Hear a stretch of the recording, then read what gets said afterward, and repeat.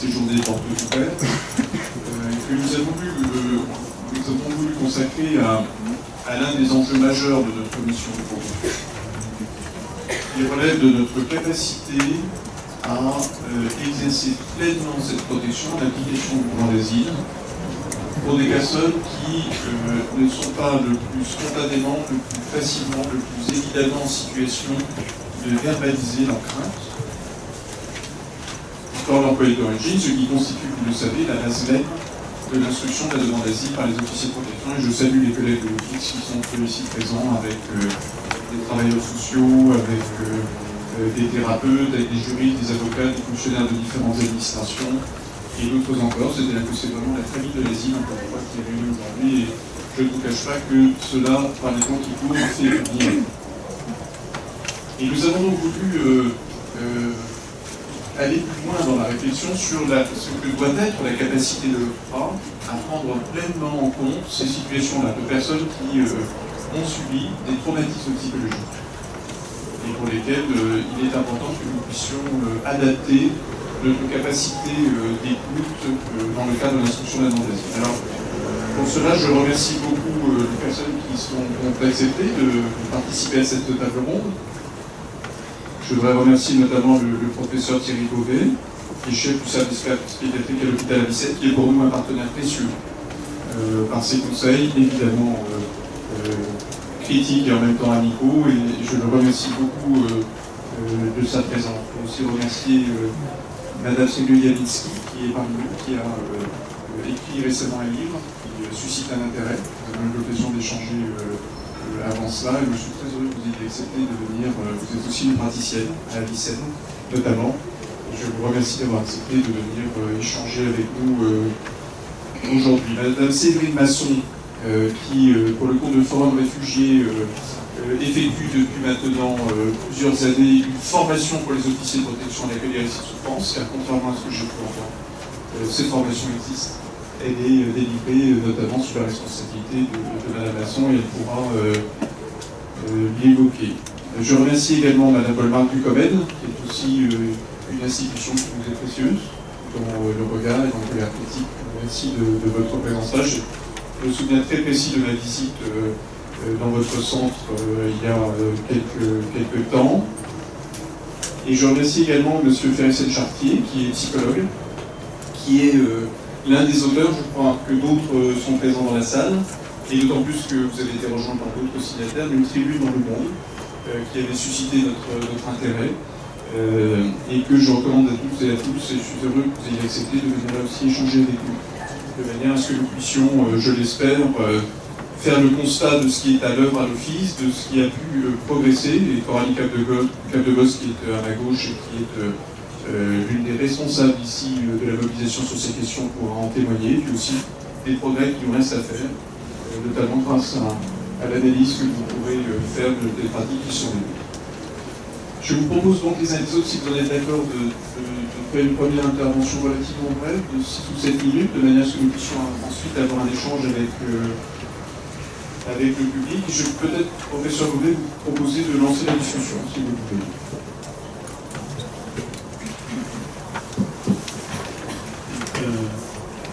Est-ce que ça fonctionne? Bonjour à toutes et à tous, et merci à l'OFPRA de nous inviter à ce temps d'échange et de retour sur une collaboration qui est effective et qui est bien sûr pas sans tension parfois, mais qui est toujours constructive depuis des années. Alors, peut-être que, étant le psychiatre de la table, si je ne me trompe pas, seul, redire un mot sur ce qu'on appelle trauma, parce que c'est un mot qui est tellement passé dans un langage commun, qu'on emploie parfois de manière un petit peu trop extensive par rapport à ce que les psychiatres appellent un traumatisme.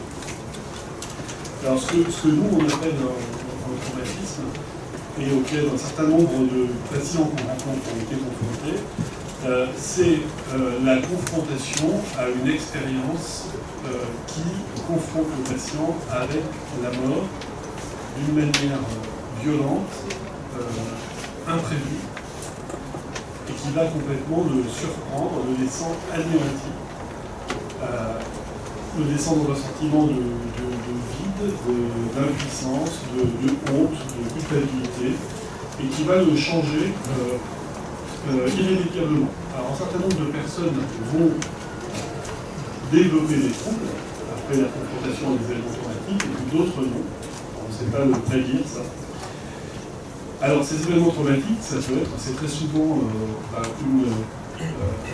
être témoin ou être victime d'une attaque grave, physique, ou voir des corps, ou toutes les atteintes sexuelles, quelles qu'elles soient, voir des scènes d'horreur, voilà, toutes ces situations-là. Mais seulement ces situations-là. C'est-à-dire que les autres événements négatifs de la vie, on ne devrait pas appeler ça des traumatismes. Et ces traumatismes vont être susceptibles de s'inscrire de manière particulière dans le psychisme comme une expérience d'horreur, d'effroi, qui va revenir sans cesse chez la personne.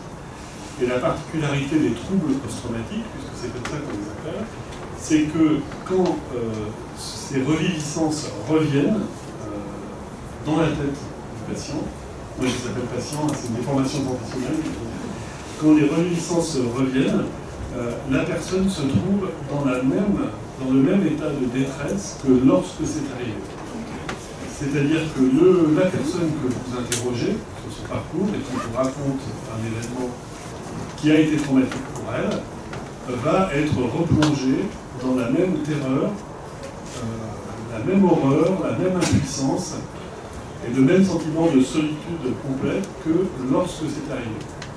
Ça, c'est quelque chose qui est difficile à comprendre parce que d'habitude, les mauvais souvenirs s'atténuent avec le temps, pas dans le cas des troubles post-traumatiques qui persistent comme au premier jour. C'est pour ça qu'on peut avoir des réactions paradoxales. Il y a des gens qui s'enfuient complètement, qui disent j'arrête et qui s'en vont. Il y a des gens qui s'énervent, il y a des gens qui sont terrorisés parce qu'ils vont vous mettre, vous, dans la place de leur bourreau, qui vont se dire, mais celui qui nous conseille, qui nous demande ça, est-ce qu'il pourrait tout d'un coup me refaire la même chose que ce qu'on a déjà fait? Donc, vous imaginez les choses très violentes qui se passent dans le groupe des patients à ce moment-là. Alors, il y a beaucoup d'autres symptômes que je ne vais pas détailler, mais il y en a un qui est important, qui est ce qu'on appelle l'évitement. L'évitement, ça veut dire que les patients qui souffrent de troubles post-traumatiques vont faire tout ce qui est en leur pouvoir pour chasser ces idées, pour ne plus y penser. Ça peut aller jusqu'au refus de parler, ça peut aller jusqu'à inventer une autre histoire pour éviter de parler de ce qui fait plus mal. Bon, cet évitement est très important. Et dernier point qui a un impact direct sur les entretiens qui peuvent être faits à l'OFPRA, c'est que ces troubles post-traumatiques peuvent affecter la question de la mémoire, et de la mémoire autobiographique, c'est-à-dire de la possibilité de se raconter et de raconter son récit de manière cohérente. Les traumatismes peuvent induire des amnésies de certains éléments qui peuvent être fluctuantes et qui peuvent donner l'impression à un évaluateur que le patient ne raconte pas la personne ne raconte jamais la même histoire, ou qu'elle ment, ou qu'elle cache volontairement des choses, etc. Par exemple, une femme qui est victime d'un viol, sous la menace d'une arme, peut très bien se rappeler très précisément le canon de l'arme en face d'elle, devant son visage, mais être incapable de dire si la personne qui tenait ce canon était un gros, un maigre, un noir, un blanc, etc. Il ne peut y avoir aucune image qui n'a été enregistrée au moment du traumatisme. Donc, ça donne une complexité à ces récits, et surtout, ça pose la question de l'évaluation de la crédibilité des récits en situation de traumatisme. Alors, quand les traumatismes ont été nombreux et répétés, surtout s'ils ont commencé dans l'enfance, je pense à certains pays qui ont pu connaître des états de guerre pendant 30 ans, les troubles qu'on appelle à ce moment-là troubles post-traumatiques complexes ou troubles post-traumatiques développementaux chez l'enfant sont marqués par encore plus d'amnésie, d'incohérence, etc. Donc voilà, c'est une question qui est, je pense, à travailler. Alors, ce qui est certain, c'est qu'il y a des publications scientifiques maintenant qui montrent très bien que précisément chez les demandeurs d'asile, les incohérences ne sont pas signes de mensonge. Donc ça c'est un point important. Alors, puisque je dois pas être loin des 6 minutes, juste quelques autres idées mais qui pourront être discutées et débattues. La première, c'est qui me vient, c'est la question de la préparation des patients à leur entretien et surtout des représentations préalables qu'ils peuvent avoir. Alors, ceux que nous recevons, nous, dans nos consultations, on les prépare. On leur dit, vous savez, l'OFPRA, c'est pas un lieu de psychothérapie. Hein, ça ne va pas être comme ce qu'on fait ici. Parce qu'il y a beaucoup de patients qui s'attendent à ça. Mais la plupart des personnes ne voient pas de psychothérapeute, et je pense que c'est un point qui est intéressant à discuter, des représentations préalables, une préparation, si je peux dire, à l'entretien OFPRA. Comment ça va se dérouler, c'est le type de questions qu'on va se poser. La possibilité de différer l'entretien OFPRA quand il y a des troubles trop importants, nous on sait que ça pose pas de problème. La plupart des médecins ne le savent pas, et trop souvent des patients qui vont vraiment beaucoup trop mal, qui ont juste commencé leur traitement, qui n'ont pas encore commencé, sont envoyés en entretien à un moment où ils ne sont pas en état et où on court de toute façon à une réponse négative parce que le récit est inconsistant et impossible. Voilà, c'est quelques points peut-être pour lancer la discussion. Non, merci professeur d'avoir d'emblée donné des éléments que je crois tout à fait essentiels pour que chacune et chacun puisse prendre la mesure de l'enjeu qui est lié au bon accueil par l'OFPRA de ces personnes, d'abord pour elles, également pour l'officier professionnel. C'est mieux. Est-ce que vous pourriez poursuivre? Merci beaucoup de votre invitation. Alors je vais m'en tenir au titre, la prise en charge du traumatisme psychologique à l'OFPRA. Prise en charge, pas prise en compte. Alors si je vous disais par exemple, l'entretien OFPRA avec une personne traumatisée est impossible. Ce n'est pas seulement de la provocation. Je vous parle des demandeurs d'asile que je reçois en consultation de psychotraumatologie, qui vont passer l'OFPRA, et je maintiens qu'une grande partie d'entre eux n'a pas les moyens psychiques de passer cet entretien. Autrement dit, de dire leur récit dans un cadre face à des interlocuteurs qu'ils n'ont jamais vus, qui leur rappellent pour beaucoup l'interrogatoire, que certains vont devoir exprimer avec cohérence, précision, chronologie, spontanéité des récits de violence. Des violences, c'est pour eux des impasses psychiques. Et pour certains demandeurs, la présence d'un interprète n'est pas nécessairement plus facilitatrice, puisque cet interprète, il ne le connaît pas, en fonction de ses appartenances ethniques, religieuses, nationales, qu'il repère immédiatement, finalement, ça peut être aussi un obstacle au pourparler. Donc redire la langue, dans sa langue, ce qui a été hurlé, ce qui a été la violence, c'est à nouveau une forme de chemin psychique qui est verrouillé d'entrée. Donc prendre en charge le psychotrauma à l'OFPRA, prendre en charge, je vous l'ai dit, c'est un paradoxe à mon avis, puisque le propre du trauma, c'est précisément défracter la parole du sujet, défracter la parole du demandeur. Et l'entretien OFPRA est fondé sur cette parole. Alors vous me direz, il y a tous les éléments non-verbaux qui sont importants, toute cette émotion, tous ces comportements. En principe, il faut pouvoir saisir lors de l'entretien, mais là aussi, le trauma opère son travail de description, c'est-à-dire qu'il y a des formes de dissociation traumatique, ce que disait très bien tout à l'heure Thierry Bobet, qui fait qu'une personne qui se met à raconter des moments d'horreur peut la raconter sans émotion, peut à l'inverse avoir des formes d'extériorisation de sa violence qui est telle qu'on a l'impression d'un cinéma, ou qui peut s'enfermer dans des formes de silence oculté qui sont incompréhensibles. Donc le trauma limite considérablement les possibilités d'instruire la vraisemblance du récit. Alors maintenant, si je suis ici, c'est bien sûr que je pense qu'il y a des choses à faire, et en particulier des choses assez simples pour aménager ce triangle, c'est-à-dire le triangle de l'entretien de l'officier de protection, des demandeurs d'asile et de l'interprète lorsqu'il est présent. Pourquoi la parole est au centre du trauma? C'est mon premier point. La parole est au centre du trauma parce qu'elle est doublement atteinte. D'abord, il n'est plus possible de dire la réalité. Il y a un chaos, il y a des images, mais il n'y a pas de mots pour dire la violence qui s'est passée.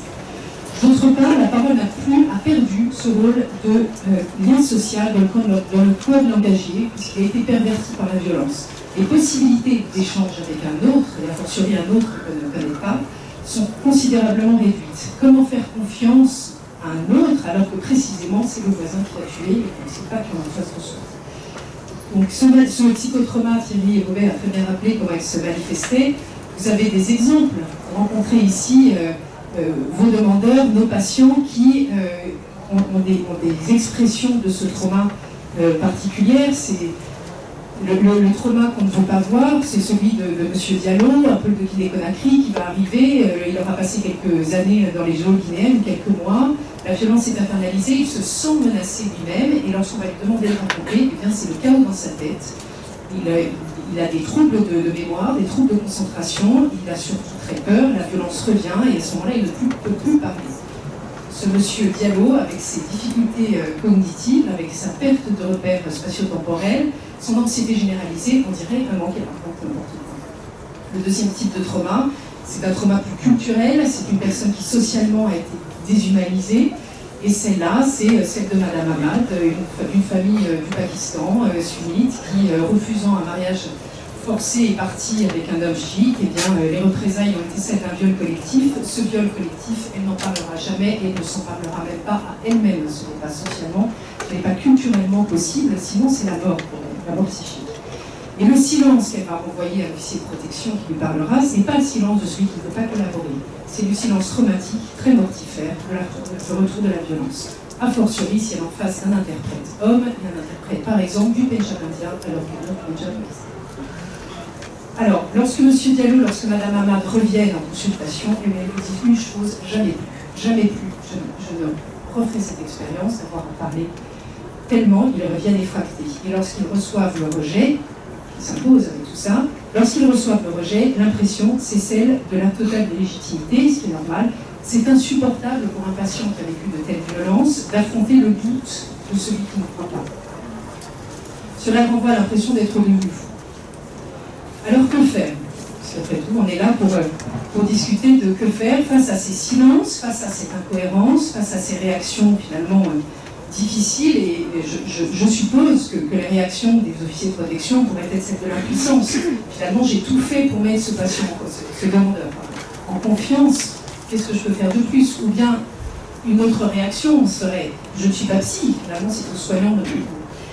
Je pense que ces réactions sont des réactions ô combien compréhensibles et qu'on peut essayer aussi d'aménager un cadre. Car le récit qui est livré à ce moment-là par le demandeur, c'est plus un récit d'adaptation et de contournement pour quelqu'un qui ne peut pas à ce moment-là faire valoir le silence.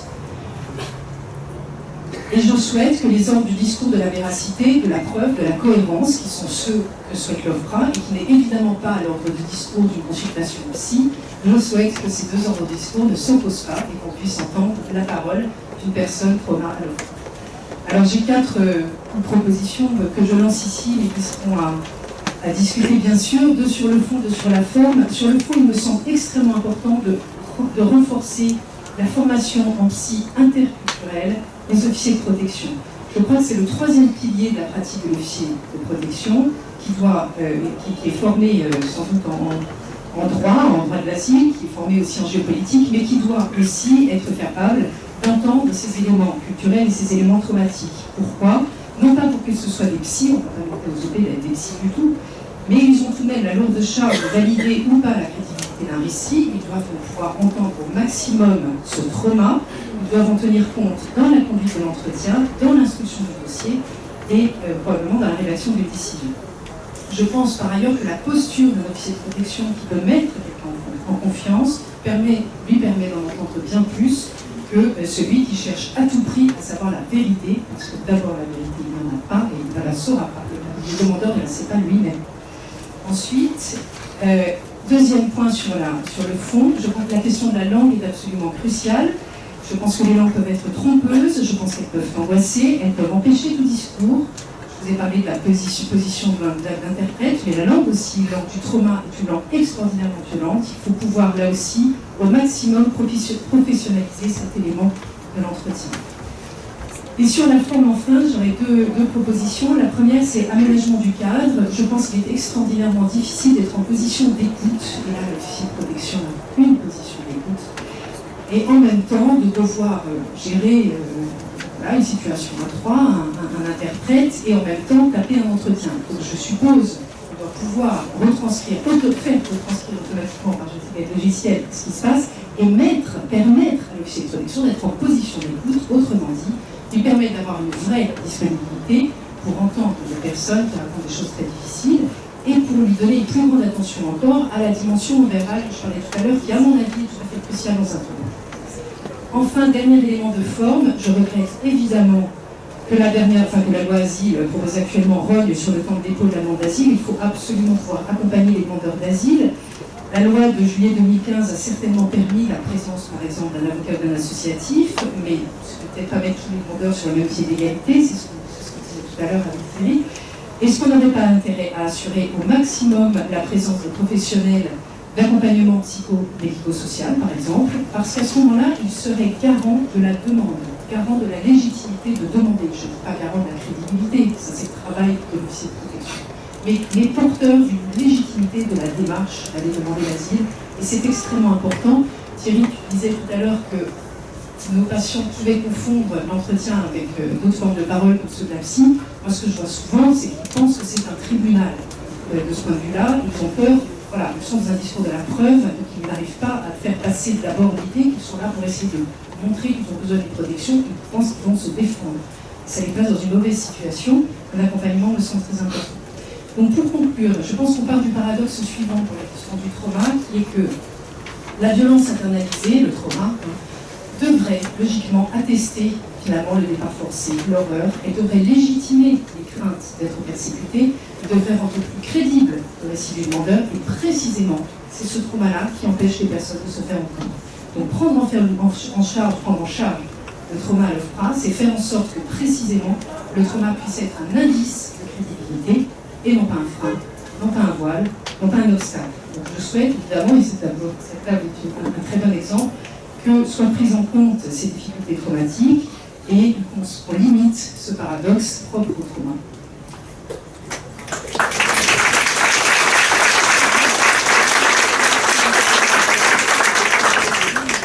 Merci beaucoup de cette contribution, d'autant plus intéressante qu'elle correspond largement à ce que nous avons engagé depuis un moment, et donc je vous remercie de cela. Monsieur Péressen, est-ce que vous voulez poursuivre ?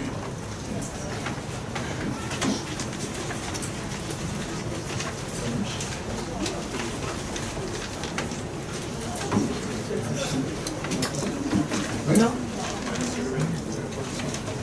Vous m'entendez? Vincent Péressen, je suis intervenant, je suis psychologue mais psychologue dans une équipe psychiatrique maternité à Strasbourg. Donc c'est pas une consultation psychotraumatique, on n'est pas spécialisé dans l'accueil des personnes ayant du psychotraumatisme. C'est une équipe sociale qui accueille des personnes sans abri, mais à la fois une permanence d'accès aux soins de santé et une équipe en psychiatrie de maternité. À ce titre-là, nous sommes amenés en particulier à rencontrer beaucoup de personnes réfugiées. Donc, on a parmi les personnes réfugiées les plus vulnérables. Quand je dis réfugiés, j'entends au sens très large du terme. Je ne parle pas spécifiquement de personnes statutairement qui ont obtenu une protection statutaire.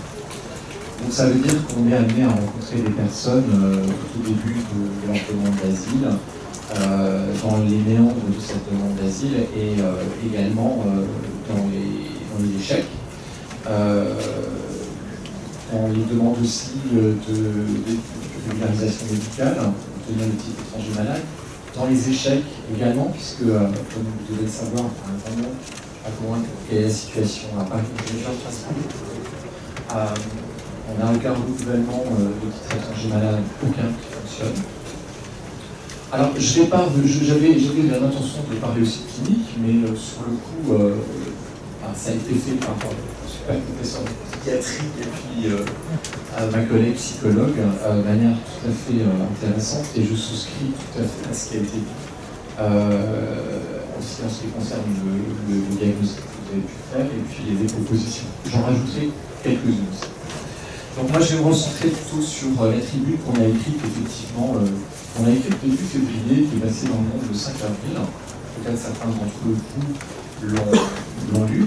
En fait, on est un groupe de psychiatres, psychologues à Strasbourg, du service public, CMPP aussi, donc travaille aussi avec vraiment isolé. Et puis dans le milieu associatif, Sans Parole Sans Frontières, c'est l'équivalent, on veut dire, de à Paris, donc dans le service public aussi.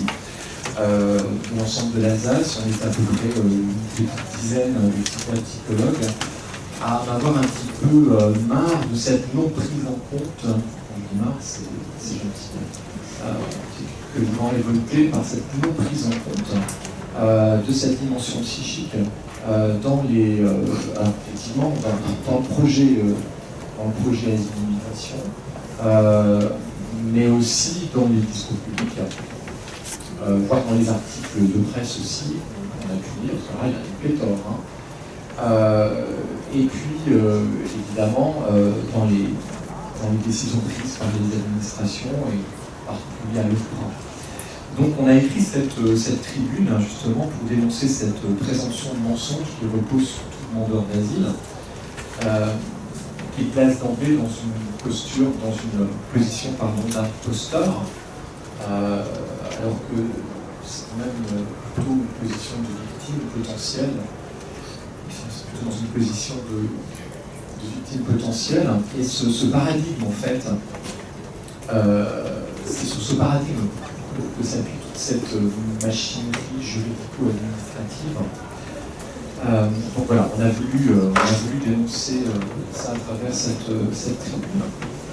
Alors cette notion de présomption de mensonge, c'est intéressant de voir qu'elle est quand même consubstantielle au repérage, à l'identification de l'entité névrose traumatique au XIXe siècle avec Oppenheim, au moment des accidents de chemin de fer. Je crois que c'est de ça, c'était la question de l'assurance, comment prendre en charge des personnes qui n'avaient pas des blessures physiques, mais que des blessures, des blessures psychiques. Donc en l'occurrence, dans le domaine de l'assurance civile, ça prend valable actuellement pour les traumatisés crâniens, je pense. En particulier, parce que c'est réalisé pour les victimes d'accidents en route. Il faut prouver effectivement les dégâts, les séquelles. Aussi, on retrouve cette question avec la guerre de 14 les personnes les soldats qui étaient victimes de névrose traumatique et qui étaient souvent considérés comme des menteurs, des déserteurs potentiels. Donc ce débat, il n'est pas nouveau. Mais c'est vrai que on le retrouve de manière très élargie, cette présomption de mensonge, on la retrouve de manière très élargie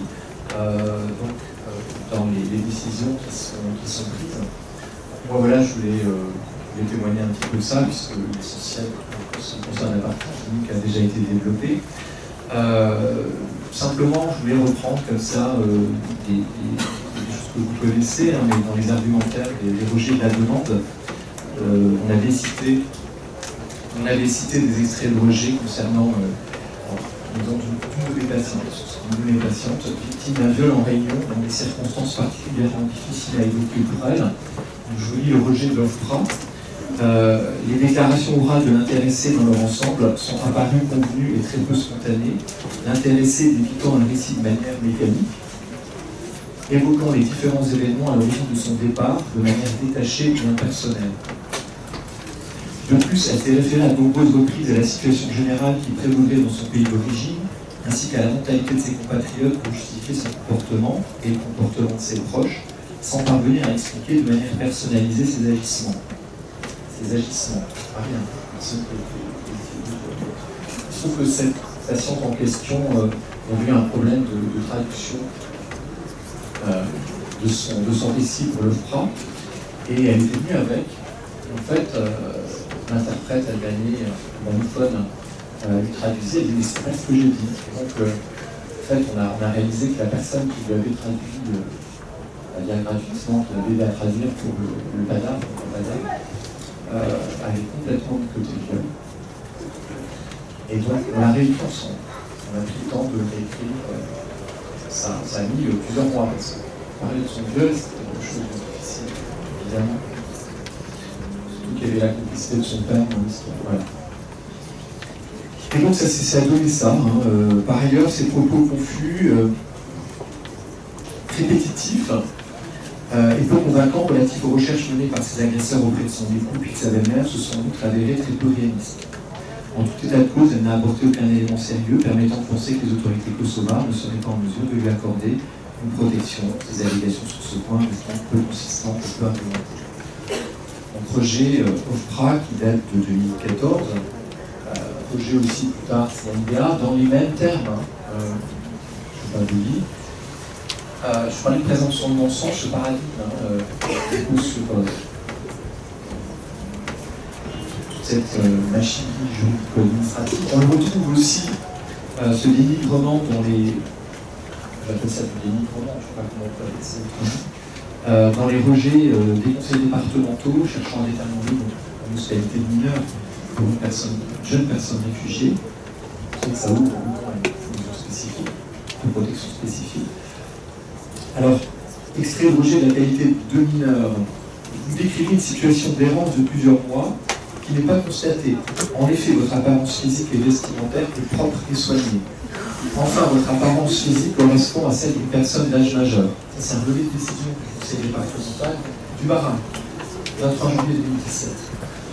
Vous manifestez, un autre patient, un autre jeune, vous manifestez aucune émotion lors de la narration de votre histoire. Cela relève plus de l'appris par cœur que d'un récit vécu. Ça, c'est le même conseil départemental, c'est le nôtre, le 4 mai 2017. Ça pourrait s'arrêter là parce qu'il faut se dire qu'on a sa page sociale. Après, c'est pas des spécialistes, etc. Ça va beaucoup plus loin. Ça date là de... la date est enlevée justement pour des questions d'anonymat. C'est un dossier, un rapport médical que une avocate m'a transmis de manière anonymisée. Donc elle a aussi refait la date. Ça date de 2018. Oui. Donc c'est le médecin de l'OFI qui rend compte de l'état clinique d'une patiente. Ça va servir au collège des médecins de l'OFI de donner un avis positif ou négatif à la préfecture pour éventuellement donner un type de sécurisation de santé. Donc c'est rédigé par un médecin psychiatre. Antécédents personnels familiaux, la biographie devient floue et incohérente à partir de là. Et contradictoire avec les éléments collectés dans le certificat médical du site qui la suit. Elle a été suspectée de faire partie de Boko Haram, mais le village où elle habitait a été attaqué par Boko Haram. Elle prétend avoir perdu son bébé après avoir été agressée à l'arme blanche, mais montre une toute petite cicatrice au bras pour attester des séquelles de l'agression. Elle dit n'avoir été qu'une fois enceinte, mais avec ce bébé perdu, ça fait pourtant 2 grossesses, etc. etc. Et ce médecin a reçu cette patiente, et il écrit, donc à l'OFI, ce jour à l'OFI, discours hésitant et plus fait de contradiction. Sur le plan clinique, pas de symptomatologie évocatrice d'état de stress post-traumatique. Le type libéral qui la voit est connu pour suivre de nombreux patients étrangers. Les raisons de sa demande de titre de séjour médical sont manifestement extra-médicales. Voilà. Je finirai juste par alors quelqu'un par contre qui nous a répondu à notre tribune, c'est le défenseur des droits Jacques Toubon. Enfin, j'ai pris connaissance avec la plus grande attention de votre témoignage et des exemples que vous y avez joints, afin d'illustrer les difficultés qu'éprouvent les demandeurs d'asile et les victimes de violences en règle générale à se remémorer leur expérience les plus douloureuses et à en présenter un récit cohérent et convaincant. Les incohérences ou l'apparente distance affective de ces personnes, a fortiori lorsqu'il s'agit de mineurs, doivent à l'évidence être interprétées au regard des traumatismes subis et dont elles sont bien souvent des conséquences. Voilà, sur les pistes de travail, merci beaucoup, monsieur.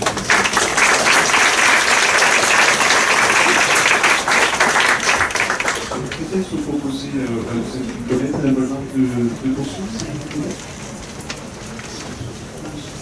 Ça marche. D'abord, je voudrais remercier l'OFPRA de son invitation à participer à cette porte ouverte. j'étais en train de remercier l'OFPRA de son invitation à cette porte ouverte, malgré ou grâce effectivement au regard porté sur cette institution. C'est bien de pouvoir en parler aujourd'hui, je vais en parler avec très nombreux après, j'espère. Je vais vous présenter très rapidement le COMED avant de vous dire un peu de quel lieu. Je vais parler de la prise en charge, de prise en compte effectivement du psychotraumatisme par l'OFPRA. Un peu plus fort, s'il vous plaît. Pour la santé des... Plus fort, s'il vous plaît. Le comité pour la santé des exilés a été créé en 1979 et s'est donné pour mission d'agir en faveur de la santé des exilés et de défendre leurs droits. En presque 40 ans, l'équipe pluridisciplinaire du COMED a soigné et accompagné près de 150 000 personnes de plus de 150 nationalités différentes. Des activités d'accueil, de soins et de soutien des exilés, ainsi que de formation, de recherche et de plaidoyer, apparaissent indissociables pour répondre aux objectifs de l'association. Les actions du COMED visent en priorité les personnes les plus en difficulté et des groupes dits vulnérables selon des principes de subsidiarité par rapport aux droits communs et de complémentarité avec les acteurs professionnels, associatifs et institutionnels. Les demandeuses et les demandeurs d'asile font partie des groupes les plus représentés parmi les patients et les patientes du centre de santé du COMED, qui se trouve dans l'hôpital Bicêtre, Thomas Bicêtre, et ce depuis la création de l'association. Les demandeurs d'asile et les déboutés d'asile constituent près de 2 tiers de la file active du COMED. La grande majorité d'entre elles et eux témoignent en consultation d'antécédents de violence, et particulièrement de torture et de violences liées au genre. Corrélés à ces antécédents de violence, les chiffres que je vous donne sont pour la période 2012-2016, les syndromes psychotraumatiques concernaient 64% des demandeurs d'asile. 54% de ces demandeurs d'asile souffraient de troubles de la mémoire et de la concentration. C'est pas sans lien avec ce qui a été dit précédemment. Une prise en charge pluridisciplinaire, médico-psychosociale, leur est proposée au COMED, incluant un bilan de santé et la possibilité d'avoir accès à une psychothérapie. C'est dans ce cadre, en tant que thérapeute orientée par la psychanalyse, que je rencontre les demandeurs et les demandeuses d'asile, et que j'entends les échos de la prise en compte par l'OFPRA de ce que l'on range sous la catégorie du psychotraumatisme. Je voudrais partager 3 de ces échos avec vous. En premier lieu, évoquer les certificats médico-psychologiques qui attesteraient des traumatismes et peuvent être produits à l'appui de la demande d'asile. Le risque existe toujours de confondre l'absence de psychotraumatisme et la preuve de l'absence des violences subies. De même qu'il est un risque peut-être moins grave de confondre l'existence d'un psychotraumatisme avec la preuve des violences subies.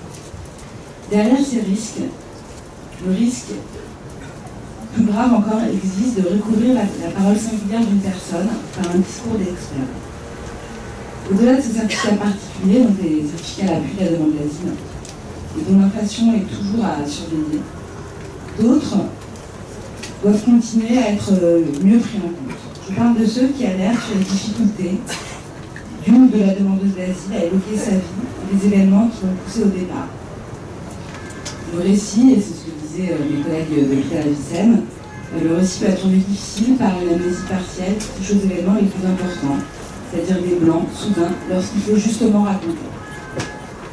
La peur d'être submergé par ses émotions, de s'effondrer en parlant, de revivre comme si cela avait lieu maintenant, les scènes de violence doivent aussi être prises en compte quand ils sont mis en avant par le demandeur, avec ou sans certificat, pour appuyer les dires du demandeur. Ceci m'amène à un second écho, celui de la difficulté, parfois, pour les demandeurs et demandeuses d'asile, de s'approprier la situation d'entretien avec l'officier ou l'officière. Ça va être très proche de ce que disent mes collègues, je ne vais pas m'étendre sur cette question, mais bien sûr, les personnes que je reçois comme se demandent que me veut cette personne qui m'interroge. Suis-je ici en position de demandeur ou d'accusé?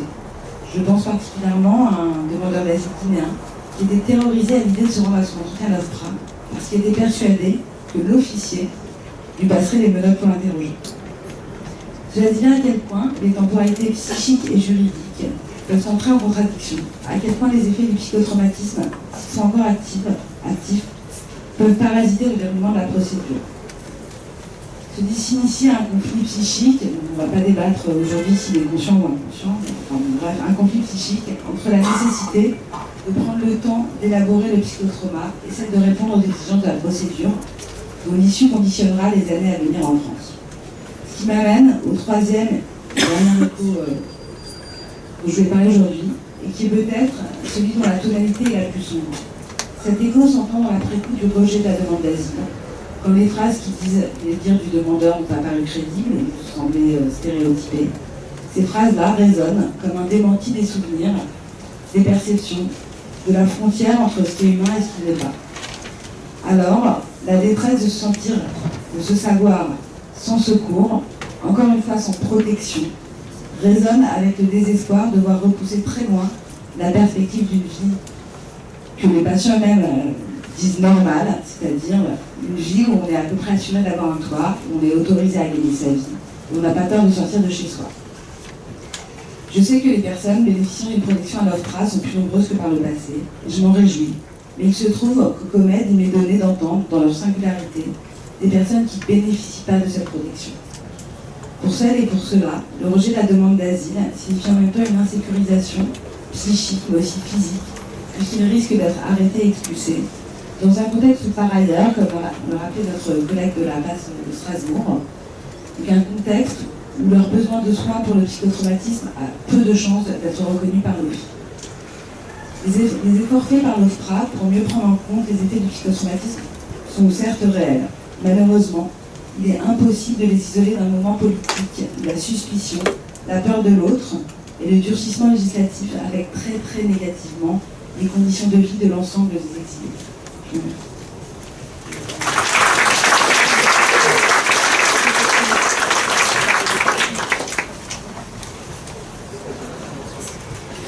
Donc, bonjour à tous. Avant de déplier mon intervention, je vais commencer par me présenter afin que vous identifiez de quelle place je tire mes propos. Donc, en tout premier lieu, le travail qui m'occupe à temps plein en tant que psychologue clinicienne au centre de santé Essor de Forum Réfugiés COSI qui se trouve en région lyonnaise consiste à un travail de soins auprès de personnes migrantes en souffrance psychique liée à l'exil, aux persécutions, violences politiques et actes de torture. C'est l'agrément du centre de santé, et qui sont pour la grande majorité en demande d'asile. Par ailleurs, comme indiqué sur le programme, j'ai été invitée en qualité de responsable de la formation des officiers de protection sur l'accueil des récits de souffrance. J'ai donc une expérience de l'office vécue de l'intérieur. Aussi, le sujet de la prise en compte, on est à peu près tous d'accord pour ça, des traumatismes psychiques à l'office m'occupe à double titre et de cette place d'interface articulant deux réalités d'un même système et deux réalités qui sont en interaction. Donc pour resituer cette formation sur l'accueil des récits de souffrance, elle a débuté en décembre 2013, elle a été initiée dans un contexte de réforme du droit d'asile et se réfère à l'article 4 de la directive procédure formation des autorités impliquées dans la procédure d'asile, d'où un plan de formation de l'OFPRA qui vise à aider les officiers de protection à se positionner face à des récits de souffrance et vis-à-vis des personnes victimes de torture, viols et autres formes graves de violences physiques, psychiques et sexuelles et à les accompagner, à accompagner ces personnes durant l'entretien.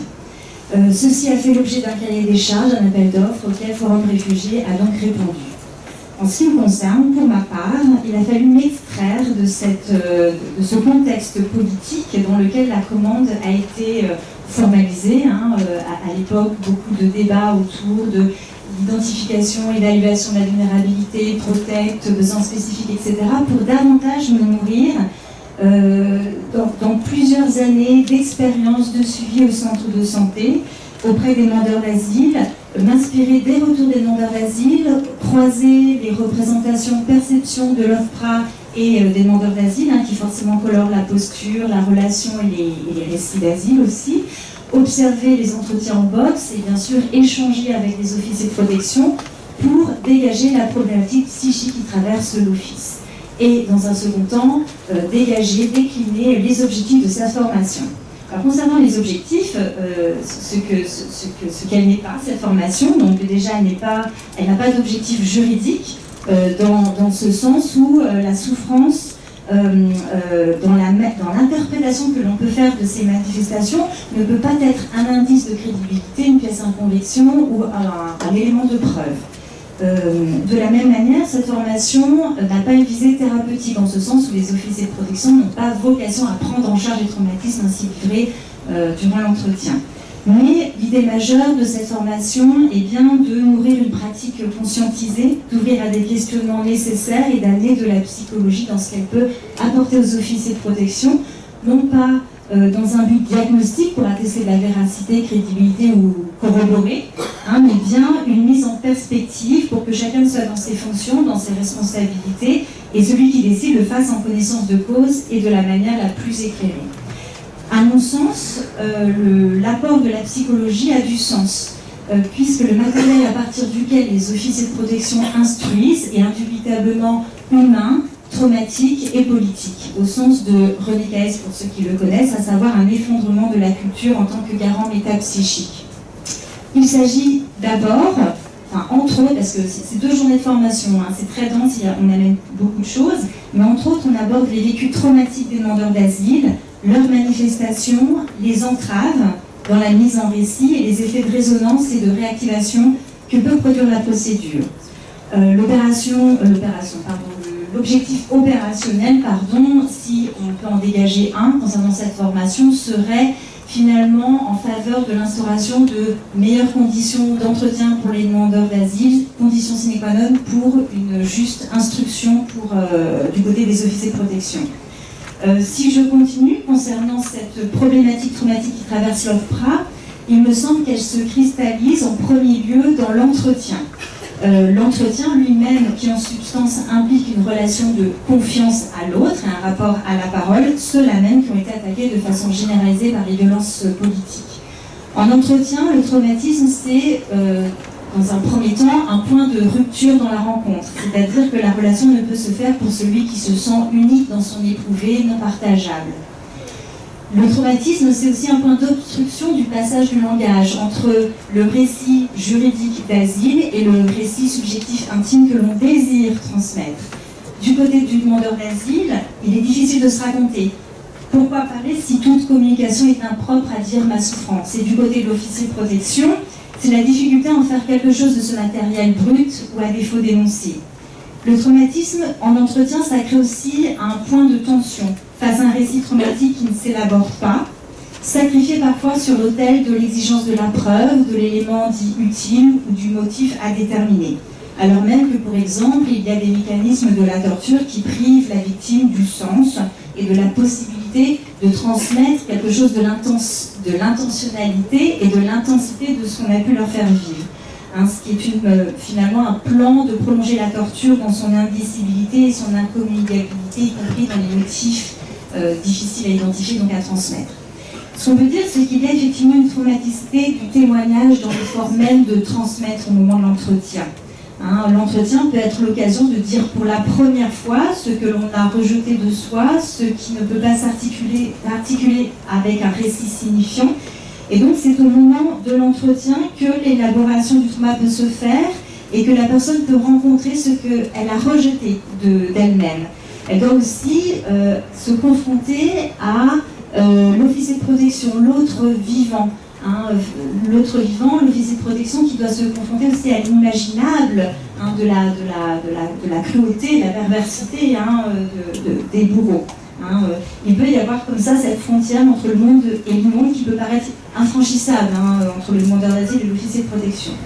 De plus, la représentation du survivant est composée de plusieurs niveaux d'élaboration sans cesse supplémentés pour maintenir une sorte de préservation psychique, de survie psychique. La personne peut être amenée à refouler l'affect, à transformer, à nier le monstrueux, et c'est dans ce processus du trauma qu'effectivement l'entretien peut tourner au drame. De la même façon, le récit périphérique peut aussi faire défaut, perçu comme un élément destructeur, menaçant pour la préservation de soi, le risque d'y être à nouveau ou d'amener l'autre dans son horreur. On peut d'ailleurs imaginer que le récit stéréotypé n'est pas que forcément stratégique, il peut être aussi défensif dans ce cadre-là. Face à ces éléments que nous abordons en formation, les recommandations que nous amenons, bien que se heurtent parfois à quelques contraintes, force est de constater que ces recommandations sont plus admises et intégrées. Je perçois depuis le début de la formation en décembre 2013, je vois effectivement une évolution dans la participation des officiers de protection dans la formation. Je pense qu'il y a aussi un effort du côté du recrutement des officiers de protection et de la formation en interne. En tout cas, c'est ce que je perçois.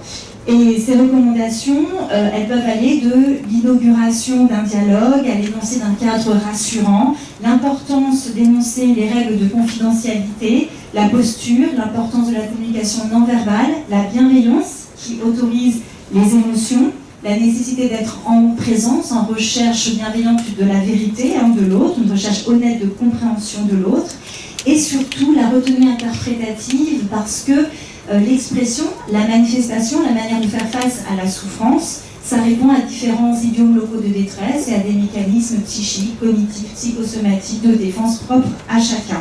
Tout comme la façon de s'adresser à l'autre, de parler ou non de son intimité, d'interpréter les violences subies ou de réagir au trauma. Rapidement, je poursuis un peu sur cette problématique traumatique qui traverse l'office. Il y a l'entretien, mais il y a aussi le hors-champ de la relation. Il y a ce moment de solitude dans un face-à-face que l'officier de protection a devant le dossier qu'il doit inscrire et les souvenirs de quelques fragments humains, émotionnels, où le trauma peut devenir un élément matériel de la souffrance inhérente à des persécutions et des violences.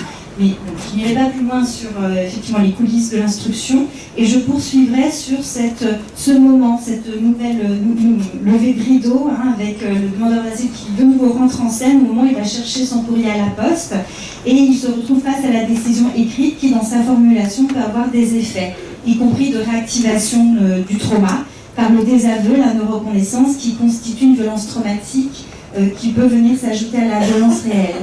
Je reprends les termes de Ferenczi, rien de plus traumatisant que le traumatisme, que le démenti du traumatisme. Et c'est aussi ce point que la formation aborde en appelant à la plus grande précaution quant à l'objectivation de la parole traumatique ou à l'effet de distorsion de la réalité subjective que peut rejouer la formulation de la décision. Je terminerai sur ce point-là, sur ce titre, qui est la prise en charge des traumatismes psychologiques à l'OFPRA, et finalement la question de savoir s'il s'agit de manière univoque que de ceux portés par les demandeurs d'asile. Puisqu'en effet, ce dépôt de la souffrance vécue comme une charge mentale pour l'officier de protection conjuguée à cette autre charge qui incombe à la responsabilité des officiers de protection à prendre la bonne décision à partir d'un matériel traumatique et vivant dont l'enjeu est profondément humain, tout ceci ne peut pas faire l'impasse d'une implication morale d'enjeux contre-transférentiels qui conduisent à un degré de malaise et d'indétermination professionnelle.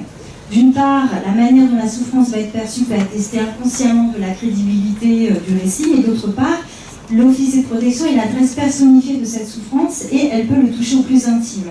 Donc pour accueillir le récit de souffrance de l'autre, il s'agit aussi d'accueillir son propre vécu de souffrance face au récit. Ça peut être l'impuissance, le cynisme, la banalisation, la tristesse, etc.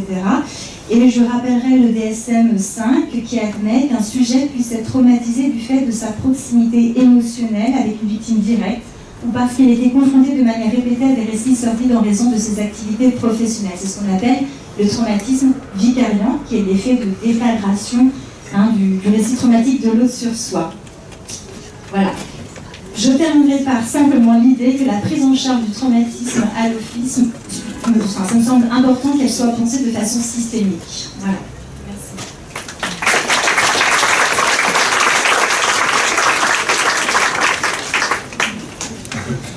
Bonjour.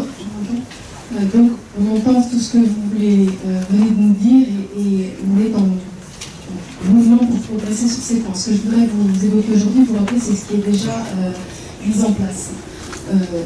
Déjà sur l'entretien impossible, simplement rappeler qu'il y a un certain nombre, vous l'avez évoqué, de garanties procédurales que nous mettons en œuvre à chaque fois que c'est nécessaire.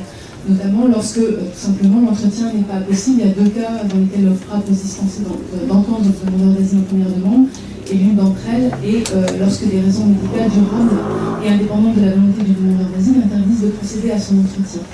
Ensuite, sur l'adaptation de la durée de l'instruction, vous l'avez évoqué, nous pouvons prendre le temps nécessaire lorsque c'est pertinent, notamment parce qu'il y a une verbalisation très difficile entravée du récit et de la demande de protection. Ce qui est en place depuis plusieurs années, depuis 5 ans, l'Office est donc engagé pour mieux accompagner les personnes vulnérables, dont ceux qui présentent des troubles psychologiques. Il y a déjà des dispositifs de formation, Mme Masson vient d'exposer celui d'accueil des récits de souffrance. Également un dispositif d'analyse des pratiques professionnelles, justement sur le hors-champ dont vous parliez à l'instant, qui a été mis en place initialement de façon expérimentale et qui est généralisé désormais à tous les officiers de protection et chefs de section. Également des modules de formation des bureaux européens d'appui en matière d'asile et en particulier sur l'entretien avec les personnes vulnérables. Par-delà ça, nous avons mis en place depuis 2013 des groupes de référents thématiques qui sont en charge des besoins spécifiques de protection des demandeurs rendus vulnérables au sens de la des directives européennes, dont ceux qui ont été l'objet de viols, de tortures et d'autres formes particulièrement graves, des violences physiques, psychologiques ou sexuelles que vous rappeliez. Dans ce cadre-là, donc il y en a 5, il y a les femmes victimes de violences, les victimes de la traite des êtres humains, les persécutés à raison de leur orientation sexuelle ou de leur identité de genre, les mineurs, ainsi que les victimes de la torture. Et le groupe de référents, notamment sur la question de torture, travaille particulièrement sur la question de la prise en compte des séquelles psychologiques, qui, à tout le moins, et ça nous le savons et nous sommes formés à cela, vont avoir une incidence, vous l'avez tous rappelé, sur la capacité qu'aura le demandeur d'asile lors de l'entretien à présenter son parcours de vie et les motifs de sa demande d'asile. Ils ont une mission d'appui à l'instruction sur des cas d'espèce et aussi sur l'élaboration de préconisations, de recommandations qui sont partagées au sein de tout l'office en transversal pour notamment la conduite de l'entretien. En partant tous du constat que ce récit de vie, cette parole, il faut aller la chercher loin et qu'elle est parfois entravée. Nous savons, et le droit européen nous le rappelle d'ailleurs, que par exemple, on ne peut pas attendre d'une victime de la torture qu'elle puisse rendre compte de cette expérience et produire un récit cohérent à ce sujet. Nous avons donc ces documents, ces préconisations internes sur lesquelles il y a de nombreuses actions de formation initiale que les officiers de protection recrutés, nouvellement recrutés, bénéficient d'une formation par ces groupes de référents thématiques. Ensuite, dans le cadre de la formation continue des agents, il y a des ateliers très régulièrement organisés, des conférences. Nous avons également en place, et là-dessus on entend aussi largement progresser, des préconisations sur la rédaction des décisions, vous l'avez rappelé, et notamment le fait de donner acte au demandeur, quel que soit le sens de la décision, des violences qu'il a pu subir, d'être très attentif et mieux attentif à la façon dont on rédige les décisions en progressant à ce sujet. Nous avons également, et depuis 2015, institué une garantie procédurale complémentaire à celle qui était issue des directives européennes, qui ne sont pas prescrites par la loi. C'est celle qui permet à un demandeur d'asile d'être accompagné lors de l'entretien par le professionnel de santé mentale qui le suit habituellement, en lien avec ce que vous disiez, madame, tout à l'heure. Donc c'est une garantie procédurale complémentaire dans un objectif de sécurisation qui existe et que nous mettons en œuvre à chaque fois que c'est nécessaire, nous l'apprécions au cas par cas. Et ça nous semble, c'était une préconisation des référents de l'Office sur les questions de torture. Tout cela en parallèle aussi et en lien avec d'autres travaux internes que nous avons menés ces dernières années, notamment sur la prise en compte des certificats médicaux à ce sujet. Se rappeler que l'OFPRA ne fait pas du certificat médical un prérequis à l'examen de la demande d'asile, ni encore moins à l'octroi d'une protection. C'est très clairement posé, mais que pour autant nous devons apprendre à mieux les prendre en compte pour, à tout le moins, analyser ce qu'ils ont à nous dire et être sur l'état du demandeur d'asile et constituer un signal d'alerte de ce qui peut se produire en entretien, ainsi que dans la suite de l'instruction. Il y a aussi d'autres travaux qui complètent ceci sur notamment la notion d'exceptionnelle gravité de persécution ou atteinte grave antérieure ou de bénéfice du doute. Voilà pour ce qui est en place et sur lequel nous entendons progresser, et vous dire aussi que les groupes de référents thématiques animent des sessions de sensibilisation, de formation des interprètes avec lesquels l'Office travaille sur ce qu'on appelle les besoins spécifiques de protection ou les vulnérabilités. Donc c'est en place, notamment parce que nous travaillons avec eux sur les notions de tout ce qui se passe dans l'entretien, du cadre d'entretien sécurisant, du rôle de chacun, de la neutralité, aussi des attentes en termes de posture et de vocabulaire, puisque dans certaines langues des pays d'origine, il n'existe pas de mots pour dire ce que le demandeur d'asile a évoqué, ou quand il en existe, ils sont péjoratifs. Donc nous travaillons aussi depuis 2015 avec nos interprètes sur ce sujet. Et enfin, pour en finir, ces groupes de référents thématiques avec d'autres dispositifs sont le pivot d'un mécanisme d'échange très régulier avec tous les interlocuteurs de l'Office, thérapeutes, associatifs, institutionnels, sur ces questions des besoins spécifiques de protection qui contribuent pour nous en fait à la fois à renforcer notre expertise et aussi notre capacité d'identification de certaines situations, puisque nous avons développé des mécanismes qui permettent aux travailleurs sociaux de nous alerter, de nous signaler des situations de vulnérabilité, le cas échéant avec des certificats médicaux, des attestations de suivi psychologique que nous prenons en compte à côté des autres éléments de la demande. Et donc cet apport de cet échange, de ce dialogue nous semble essentiel pour continuer à progresser dans notre prise en compte de ces traumatismes psychologiques.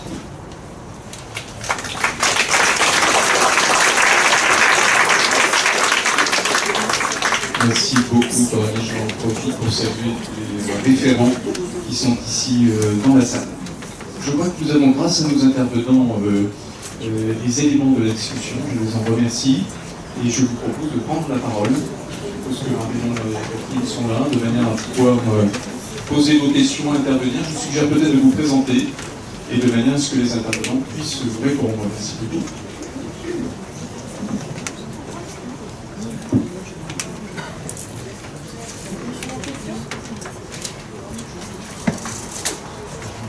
Bonjour, Guillaume Mazavant, je suis chercheur et humanitaire. J'ai notamment travaillé avec des réfugiés sri-lankais et dans des camps de réfugiés en Éthiopie soudanais. Et moi, ce que je suis moi-même officiellement né réfugié en France, en fait. Donc c'est quelque chose qui me tient à cœur. Et ce que je trouve, c'est une information complémentaire, c'est vrai qu'il y a cette idée de préparation et j'ai vraiment apprécié cette table ronde parce qu'on oublie finalement les différents problèmes de traumatisme, etc. Mais c'est qu'en termes de préparation, il y a d'autres éléments qui sont intégrés, c'est que les demandeurs d'asile, au bout d'un moment, finalement, ils ont aussi un retour au sein de la communauté sur ce que les officiers de protection ont l'air d'apprécier ou non. Et du coup, ça influence leur construction finalement des récits. Les travaux de Giacomo Mantovan, qui justement travaille en fait avec certains de ces professionnels finalement de la communauté qui essaient de les aider et qui influencent. Et c'est très intéressant parce que finalement on a cette difficulté de mettre des mots sur une souffrance, comme ça a été bien dit, mais d'un autre côté une pression de l'entourage pour les aider, parce que c'est vrai que là il est question de leur vie finalement. Et c'est vrai que je pense que c'est aussi un élément, surtout que ces réfugiés en fait ils ont connu de multiples traumatismes. Et c'est pas évident de mettre des mots parce que lesquels choisir.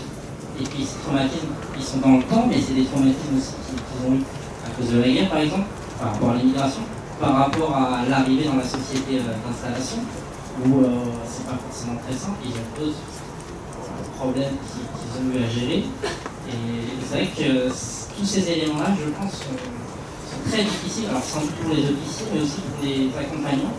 Et j'aurais bien aimé savoir comment finalement les demandeurs d'asile qui viennent nous solliciter pour des demandes de soutien psychologique, comment ils passent, parce que j'avais pas l'impression qu'il y en avait beaucoup qui passaient. Alors est-ce que c'est des assistantes sociales? Merci beaucoup. Merci beaucoup. On va prendre plusieurs questions, puis on invitera les intervenants à répondre. Merci. Bonjour à tous, Charlotte Lacroix, avocate au barreau de la Seine-Saint-Denis. J'ai deux questions principalement parce que j'assiste en fait les demandeurs d'asile devant la CNDA. Ma première question c'est par rapport à la durée d'entretien parce qu'effectivement ce que vous évoquiez à propos des traumatismes, c'est des questions qu'on retrouve en fait dans la plupart des dossiers, moi notamment certains dossiers que j'ai eu à suivre, et la difficulté à mettre des mots sur ce qui est vécu et dans le temps d'entretien ça peut être très court. Est-ce qu'il y a une durée moyenne d'entretien parce que le ressenti l'une des questions qui revient souvent lorsque je reçois certains demandeurs à mon cabinet, c'est de dire que l'entretien était trop rapide, ou souvent c'est des difficultés par rapport au train qu'ils ont à prendre parce qu'ils habitent dans le sud de la France et que c'était que ce train à telle heure et l'officier a peut-être mis trop de temps avec le demandeur d'avant et finalement leur entretien, ils ont le sentiment que c'est plaqué. Est-ce que toutes ces organisations techniques internes sont prises en compte pour éventuellement, lorsque l'entretien n'a pas pu se faire dans des conditions convenables pour le demandeur d'asile, différer, qu'est-ce qui est complètement prévu? La deuxième question, c'est sur la question des interprètes. Parce que souvent, c'est la difficulté aussi du langage, un interprète a mal retranscrit ce que j'ai voulu dire, est-ce qu'il y a une formation particulière? Comment tout ça digitalisé pour les demandeurs d'asile sont entendu aussi? Merci beaucoup, Maître. D'autres questions?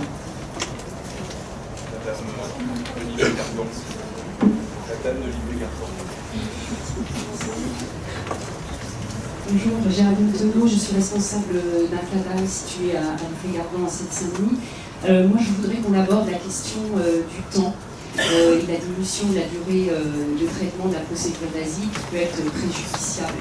Alors, au CADA, nous sommes tout à fait, nous partageons la nécessité de proposer un accompagnement psychologique aux demandeurs d'asile. Ça va faire 15 ans qu'on est engagé dans ce sens. On a participé à la recherche-action, à Protec, au programme Protec, nous travaillons avec Avicenne, avec Parcours d'exil.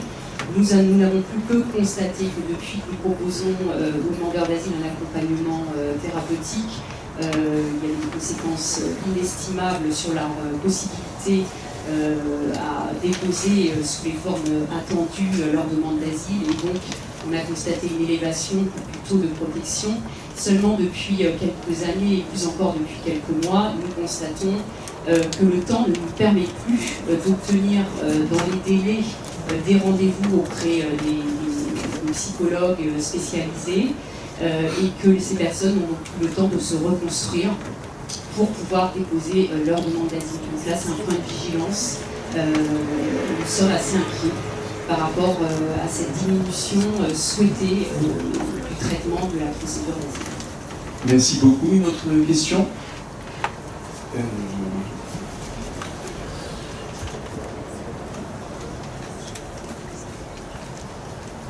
Oui, Paul Gallic, présentateur de la CFA.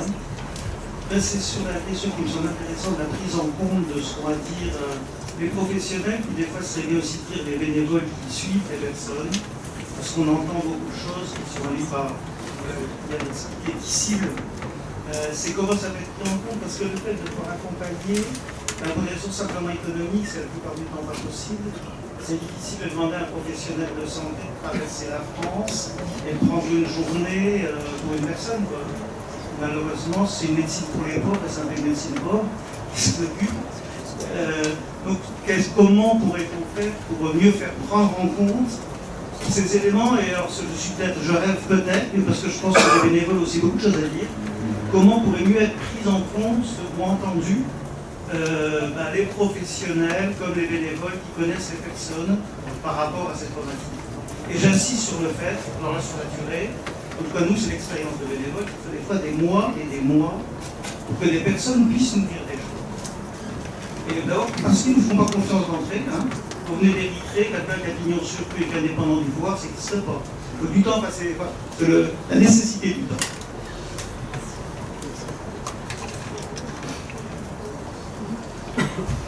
Bonjour, Audrey Souza, je suis travailleuse sociale dans un centre d'accueil pour demandeurs d'asile à Nancy.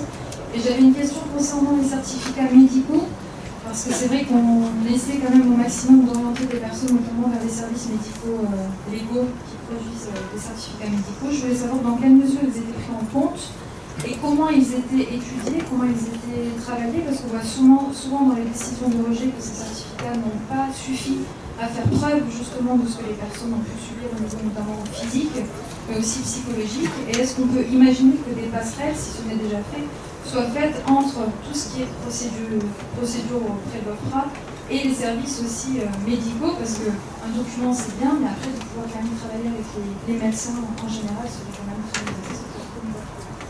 Merci beaucoup, madame, et merci d'être venue depuis Nancy. Je sais que vous êtes venus nombreux à être venus des différents coins du pays. Je propose peut-être que les participants puissent répondre sur les points qu'ils souhaitent évoquer.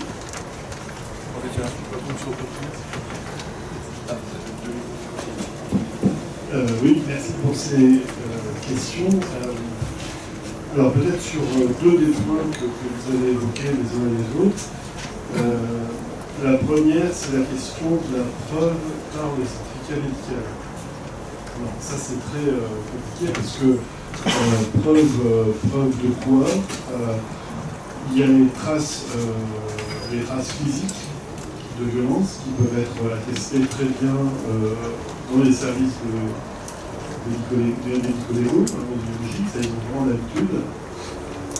Pour l'aspect psychiatrique ou psychologique, d'une part, c'est vraiment très difficile de se faire un avis médical sur une seule consultation, une demi-heure, sachant que, comme vous l'avez tous dit, les patients peuvent mettre 6 mois ou 1 an avant de commencer à parler des choses les plus douloureuses.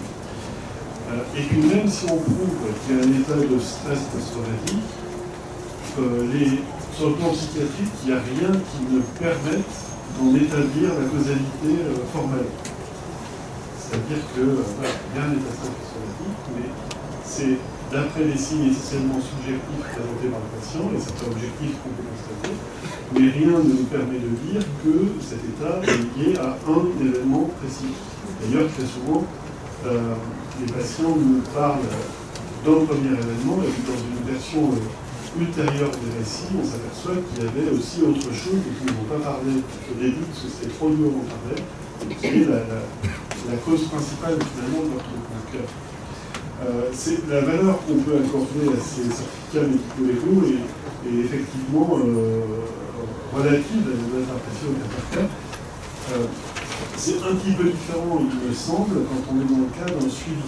C'est-à-dire qu'un médecin ou un psychologue qui suit une personne depuis 6 mois, 1 an, et qui atteste de ce qu'elle a constaté dans le long cours, parce que aussi, dans la dimension relationnelle dans les entretiens, on peut percevoir des indices très forts de traumatisme grave qu'on ne peut pas percevoir forcément en interrogeant la personne une fois. Tout ça est assez compliqué et nécessiterait sans doute d'être davantage travaillé.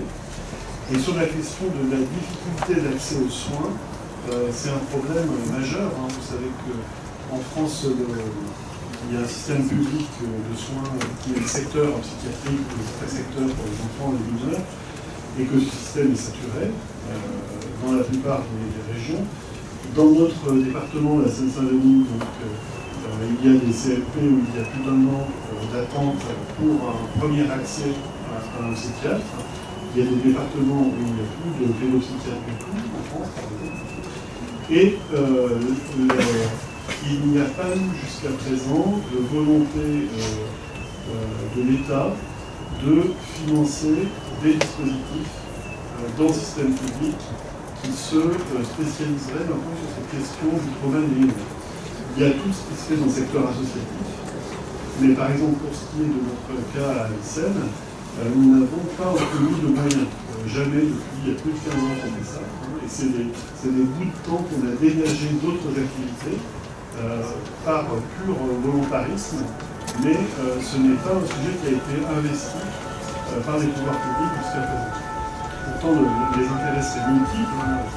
D'abord, soulager la souffrance de ces personnes, c'est déjà un intérêt majeur. Ensuite, sans doute, améliorer les conditions de la demande d'asile, concernant le Covid que vous souvenez. Et puis aussi, pour les personnes qui vont rester en France, réfugiées ou pas, améliorer la question de l'intégration, l'insertion, la place dans la société française. Donc, récemment, il y a eu un rapport sur l'intégration où il n'a, me semble-t-il, pas été fait mention de la question de la santé mentale.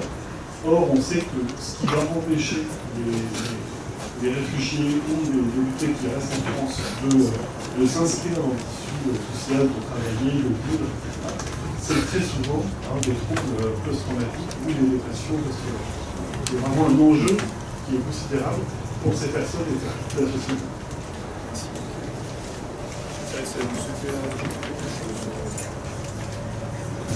Oui, non, à propos des attestations, puisque là, je fais des attestations de suivi psychologique, c'est vrai que je suis souvent très surpris parce que dans les démarches, j'atteste en fait de la prise en charge, prise en soin, et je rends compte effectivement des sortes de symptômes, ce qui se passe au plan relationnel. Je mets le nombre de consultations, et souvent je suis surpris parce que dans les rejets, j'ai l'impression que ça n'a servi à rien, mais surtout ce qui me dérange, c'est que dans le rejet, ça vient comme un élément de preuve.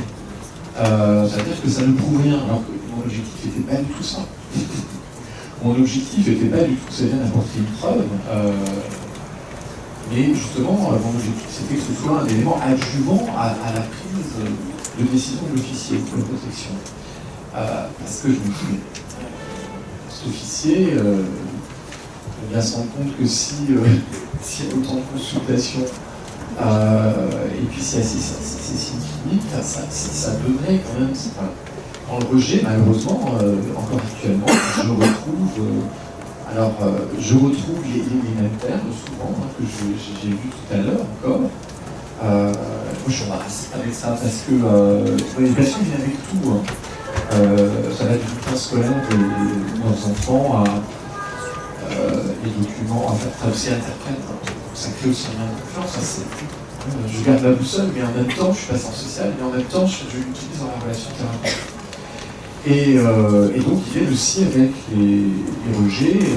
Et là, je me pose souvent la question, qu'est-ce que je fais? Je traduis ou pas? Parce que c'est un mieux de traduire ça, c'est d'imaginer. Alors, j'ai une position qui est celle de dire ça m'appartient. Ça appartient à la personne, donc je lui traduis, et puis on en discute. Alors, c'est vrai que c'est une violence institutionnelle que je ne trouve pas utile à ajouter au traumatisme déjà présent.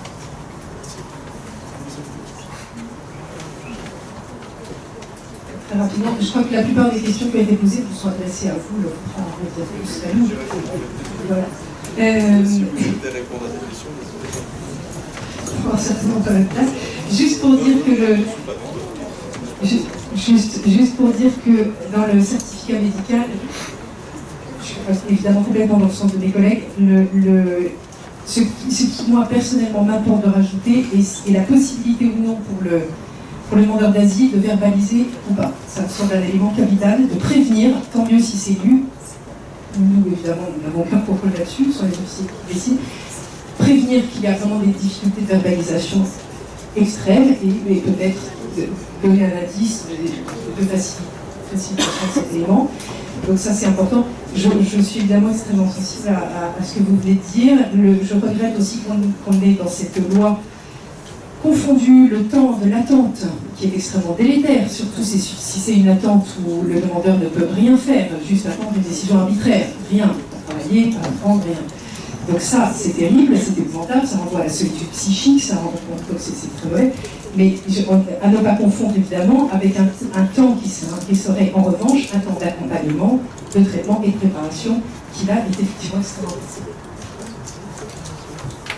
Oui, j'aimerais rebondir sur ce que vous avez dit tout à l'heure, c'est-à-dire que, effectivement, toujours dans cette pensée un peu systémique de l'asile, on se rend compte que la communauté aussi, elle a un jeu, enfin, elle joue aussi un rôle, et finalement, c'est aussi ça, sensibiliser les officiers de protection sur le parcours d'asile, c'est-à-dire avec quel bagage finalement ils arrivent en entretien. Et moi, c'est ce que j'aurais aimé transmettre, c'est que, effectivement, je trouve qu'il y a une réalité du traumatisme qui a évolué ces derniers temps. J'observe de plus en plus dans le centre de santé des patients qui présentent des traumas cumulatifs. Effectivement, des personnes qui ont vécu dans le trajet, Niger, Libye, détention, viol, la traversée, voilà, des violences extrêmement graves. Et je me rends compte que ce traumatisme cumulatif-là peut aussi faire écran au récit d'asile. C'est-à-dire que, effectivement, quel mot choisir, qu'est-ce qu'il faut dire, etc. Ça devient vraiment très complexe. Et nombre de récits d'asile, je vois font l'impasse de certains, effectivement, actes de torture, violences graves, qui, effectivement, n'ont pas leur place dans un récit d'asile, dans le cadre de la Convention de Genève, mais qui pour autant prennent tout l'espace psychique. Alors ça, c'est vraiment quelque chose qui me semble important de transmettre. Et toujours dans cette pensée un petit peu systémique, il y a aussi effectivement le certificat. Et moi, je trouve aussi qu'on est un peu dans un univers où il y a une exigence comme ça de certification. D'un côté, les avocats qui mettent aussi beaucoup la pression, la difficulté d'accéder aussi à ces certifications, parce qu'on est à Paris, mais quand on est à Clermont-Ferrand, c'est très compliqué. Et la dernière chose que j'aurais voulu aussi transmettre par rapport à ce que vous disiez, c'est que c'est vrai que je me rends compte que, paradoxalement, par rapport à l'amélioration de l'accueil des demandeurs d'asile à l'office, je vois une réelle dégradation dans l'accompagnement, dans l'accueil, dans la loi d'asile. Et voilà, ça aussi, ça pose beaucoup de questions. J'ai très peu de choses à ajouter. Peut-être vous dire, ce qui est intéressant, c'est que dans votre question, on voit bien que c'est un système avec plein d'acteurs, demandeurs, il y a l'office, il y a les bénévoles, il y a les sociaux, excusez-moi, moi j'arrive pas à le faire, et il y a nous autres soignants, associatifs ou non. Donc c'est extrêmement complexe, et ce qui est complexe, c'est de ne pas perdre l'intérêt de cette personne-là, particulièrement, d'avoir accès à une psychothérapie, et pas seulement dans une logique de preuve, mais vraiment dans une logique de soins. Là, c'est sûr que, vu les difficultés d'accès aux soins psychiatriques et psychologiques en France en général, et encore plus pour les personnes exilées, du fait de l'absence d'interprétariat dans un grand nombre des services publics, si on raccourcit les délais, ça va être très compliqué de préparer à cet entretien de phrase, préparer psychiquement, au sens où on va arriver sans avoir trouvé la voie d'apporter quelque chose et être sommé d'un côté.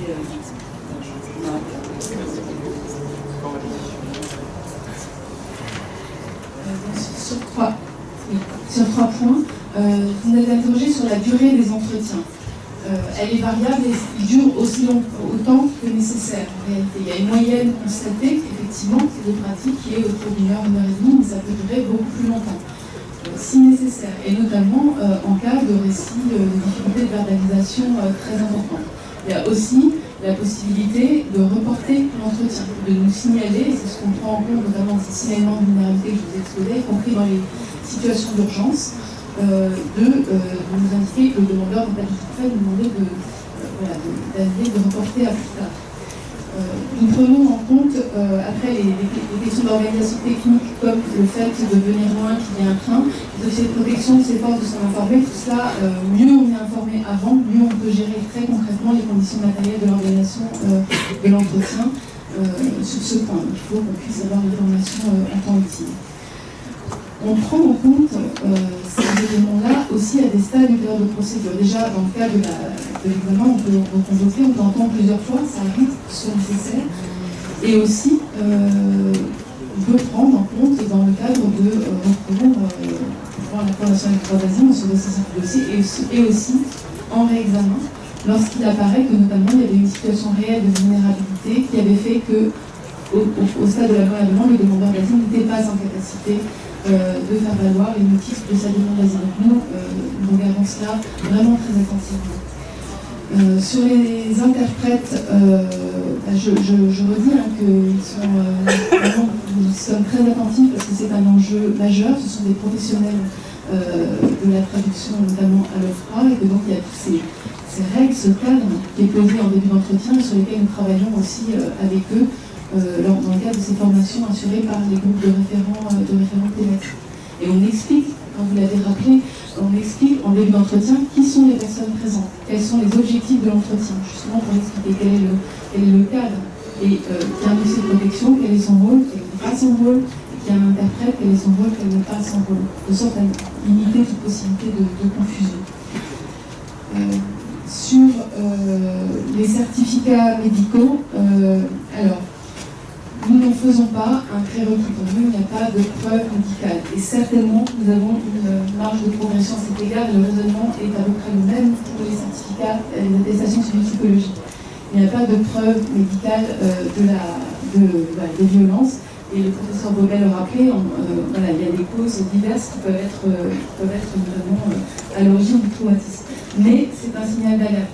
Lorsqu'il s'agit notamment, sur le message que l'évoqué le professeur, d'attester des séquelles physiques majeures, eh bien, cela suppose d'ailleurs en droit pour nous, le droit européen nous rappelle, une obligation d'aller rechercher les risques que ces cicatrices sont supposées révéler. Et s'agissant des séquelles psychologiques, à tout le moins, ça nous alerte sur la manière dont nous allons devoir adapter la conduite de l'entretien, voire sur une possible indication des violences passées qui ont pu être subies. Merci beaucoup, Coralie. Je voudrais vous remercier de cet échange. Je voudrais peut-être terminer en vous disant comment l'OFPRA souhaite poursuivre sa mobilisation, notamment sur les besoins de protection des personnes victimes de traumatisme, pour effectivement plutôt les prendre en compte et les prendre en charge. Car chacun son métier. Il y a un paradoxe. Est-ce que vous avez commis ce lapsus sur le titre intitulé de cette tableau? Moi, je voudrais d'abord insister, si vous le permettez, sur un point que je crois tout à fait essentiel dans la période dans laquelle nous sommes, à la fois le principe et dans la période dans laquelle nous sommes, dont je ne suis pas sûr qu'elle soit totalement propice à la sérénité de l'analyse, et c'est la raison pour laquelle je me réjouis beaucoup de la qualité de nos échanges. Car enfin, les conclusions sont nombreuses. Et moi, je souhaite, vous n'avez pas besoin de moi, les uns les autres, ici à cette table, ou dans cette salle, que vous soyez extraordinairement exigeants à l'égard de l'autre. Sur tout ce qui fait la mission de protection de l'OFPRA, et notamment lorsqu'il s'agit de protéger les personnes, lorsqu'elles doivent l'être, qui ont été victimes de telles violences. Car, je crois que vous l'avez dit, cela va d'évidence, à moins que ce soit M. Félicien, de telles violences sont un élément tout à fait essentiel à l'exercice de la protection. Mais cette exigence, je suggère qu'elle puisse s'exercer dans le cadre de ce qu'est la mission de l'OFPRA. Et cette exigence, je vous propose de l'avoir comme nous l'avons pour nous-mêmes. Si le défi lancé à l'OFPRA est, et ça n'a pas été dit ainsi à cette table ronde, et je le dis souvent, je l'entends souvent, ou je lis les sous-titres.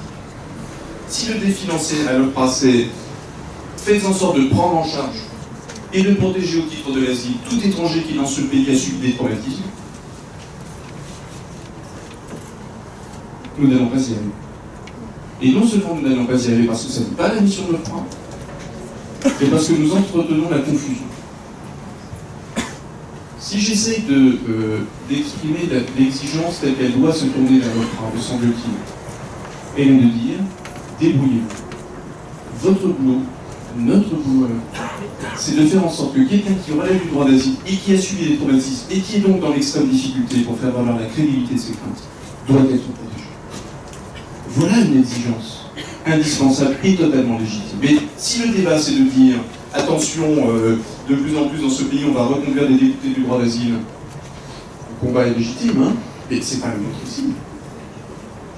Le nôtre ici, il est de faire en sorte, chaque jour un peu plus, de protéger celles et ceux qui relèvent du droit d'asile. Et je le dis parce que j'entends souvent des confusions. Il va se produire, et vous voyez l'extraordinaire difficulté à dire cela. Il va se produire que des personnes étrangères demandant l'asile aient subi des traumatismes et ne relèvent pas du droit d'asile. Car cela ne relève pas de crainte dans leur pays d'origine, tel que le droit d'asile est défini, tel que la jurisprudence est définie, et tel que la bienveillance et la rigueur de l'OFPRA ou de la CNDA est définie. Et j'insiste sur ce point parce que, notamment dans le contexte dans lequel nous sommes, la meilleure façon qu'une exigence soit pleinement remplie, c'est qu'elle soit juste et conforme à la mission qui est donnée à l'institution, avec tous ses défauts. Mais ne nous demandez pas que l'on ne nous demande pas de régler les problèmes du système psychiatrique et ses défaillances en France. Que l'on ne demande pas de régler l'impensé de la politique migratoire en France. Que l'on exige de nous que nous soyons chaque jour plus présents pour protéger celles et ceux qui relèvent du droit d'asile, et notamment lorsqu'ils ont été tellement détruits par la violence institutionnelle, d'État ou d'autres qui doivent absolument relever du droit d'asile, et c'est notre responsabilité, c'est des officiers de protection que d'exercer la protection. Je veux être clair sur ce point, parce que je vois trop de confusion. Et encore une fois, je suis convaincu pour ma part qu'elles ne servent pas la cause de l'accueil des réfugiés dans ce pays. Alors, partant de cela, et de cette exigence qui est la nôtre vers nous-mêmes, et qui est celle de nos partenaires ici présents autour de cette table ronde dans cette salle. Moi, je veux redire et confirmer ce qui a été mis en place depuis 5 ans. Là encore, je suggère de ne pas balayer cela comme je le vois parfois d'un revers de la main. Parce que sinon, je ne sais pas ce qu'on recherche. Des problèmes, nous en avons à faire. Des défauts, nous en avons. Mais la mobilisation de l'OFPRA, des référents de l'OFPRA, des officiers de protection de l'OFPRA, de l'ensemble de ces agents, notamment sur ces questions-là depuis 5 ans, elle est payante. Parce que c'est une priorité pour nous. Et je redis, d'ailleurs, fruit des discussions avec les uns et les autres, je me souviens des discussions avec le collègue très tôt, que nous ne sommes pas, nous, obsédés par la protection des seules personnes vulnérables. C'est tous les demandeurs d'asile avec lesquels nous sommes aujourd'hui. Mais lorsqu'il y a notamment cette question de la verbalisation, et sachant que la question de la crédibilité est centrale, et moi j'étais très sensible à votre propos dans votre tribune, M. Péressian, avec votre collègue, sur le risque évidemment permanent de dérive de la crédibilité à la suspicion. Il faut être aveugle sur, à ne pas se rendre compte de ce risque, il est permanent. C'est notre responsabilité de ne jamais y penser. À nous pour ce qui nous incombe, je ne parle pas des autres acteurs, administratifs ou non du système. Et donc c'est fort de ce qui a été mis en place. Coralie l'a rappelé, je le souligne à nouveau et salue l'action des collègues référents dans la maison. Madame Masson a parlé de la formation à l'accueil des récits de souffrance. On peut parler aussi des collègues, de vos collègues psychologues qui animent les groupes d'adhésion de pratiques professionnelles que j'ai tenu à mettre en place dans cette maison parce que je considère que ceci est indissociable de la belle et difficile mission qui est celle des officiers de protection. C'est fort de ça que nous devons encore progresser. Rendre l'impossible possible. Car évidemment, nous ne nous arrêtons jamais, mais je sais que vous non plus, à l'impossible. Oui, il y a des moments où nous sommes dans l'impossible. Il y a des moments, Coralie l'a dit, c'est notre responsabilité de faire, notamment fort des signalements lorsqu'ils existent, des thérapeutes. Mais je reprends, moi je me souviens encore une fois de ma première visite au Covid en arrivant, on m'a dit attention, hein, pas d'inflation de la certification médicale. Ça, Coralie vous l'a dit, c'est tout en haut de toutes les consignes données aux collègues de cette maison. Et le certificat médical, il doit être utilisé pour ce qu'il est, professeur. En se disant toujours que les officiers de protection ne sont pas des psychothérapeutes, et les psychothérapeutes ne sont pas des officiers de protection. Et à chaque fois que je lis un certificat ou un courrier qui me dit monsieur, madame a subi cela et relève du droit d'asile, je prends mon téléphone et j'ai cette discussion. Ça dure 5, 10 minutes, 1 heure, et je chacun son métier. Et la responsabilité de cette maison est immense. Il nous revient de rendre l'impossible possible et de poursuivre encore. Il y a ce qui relève de l'OFPRA, ce qui ne relève pas de lui. Je partage des inquiétudes sur la pensée magique de l'accélération des délais. L'accélération des délais d'instruction, je la juge indispensable depuis le départ parce que je considère que c'est l'un des droits des demandeurs. Mais ça ne suffit pas à régler les problèmes de l'asile dans ce pays. Ça suppose que nous soyons en situation notamment d'adapter la procédure ici à la situation des personnes, notamment celle de mon parlement. Et je suis aussi dans l'interrogation par rapport à la capacité de l'ensemble des acteurs dont vous êtes à travers la question de l'hébergement et de la préparation aux entretiens. Et notamment pour les personnes dont nous parlons. Donc c'est vrai que je souhaite qu'il y ait collectivement, de la part de l'État, et l'OFPRA y prendra sa part, avec les acteurs, avec les travailleurs sociaux, avec les thérapeutes, une capacité à penser le système dans des délais d'instruction plus courts, en prenant en compte ces impératifs.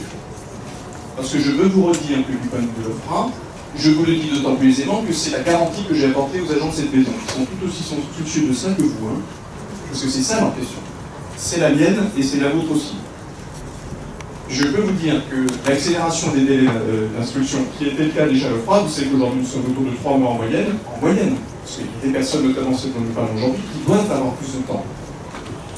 Cette accélération se fera un peu plus sans toucher à la qualité d'instruction. En revanche, ce qui est vrai, c'est que les personnes vont être confiées à l'entretien l'OFPRA plus tôt, ce qui est un immense défi collectif, et notamment pour les personnes dont nous parlons. Donc ça, moi je souhaite qu'il y ait une réflexion entre les différents acteurs dont l'OFPRA ne peut pas être la part essentielle, parce que ça ne nous incombe pas, mais nous y prendrons part, sur la capacité qui doit être la nôtre à prendre en compte l'impact de l'accélération des délais d'instruction et de la procédure pour les personnes notamment les plus fragilisées. Et là, moi je considère que cette action est maintenant urgente. Puis il y a ce qui relève de l'OFPRA, et je remercie les participants à la table ronde d'avoir évoqué des pistes qui me paraissent tout à fait essentielles. Je pense notamment dans le prolongement de ce qui a déjà été fait aux conditions d'accueil, à la poursuite et à l'approfondissement de la formation des officiers de protection et par ailleurs des interprètes. Et je suis très convaincu de la place des certificats, pour lesquels nous devons encore pouvoir progresser. Et je suis convaincu qu'il reste une vraie question sur la rédaction des décisions. Tout en disant que lorsqu'un rejet s'impose, c'est que, aux yeux de l'OFPRA, le rejet s'impose. Et ça, c'est hélas incontournable. Mais je pense effectivement, nous avons commencé à y travailler, qu'il y avait une vraie question, parce qu'il est hors de question que nous ajoutions le traumatisme de l'agression. Et ça, je suis évidemment très sensible, comme le sont les agents de cette prison, à ce qui a pu être dit sur ce sujet. Voilà comment nous allons continuer à travailler. Nous sommes conscients des efforts qu'il reste à faire, forts de ce qui a été fait, et je vous fais confiance pour être exigeant. Je suggère simplement que ce soit là où ça doit être. Merci beaucoup, et très bonne journée à tous.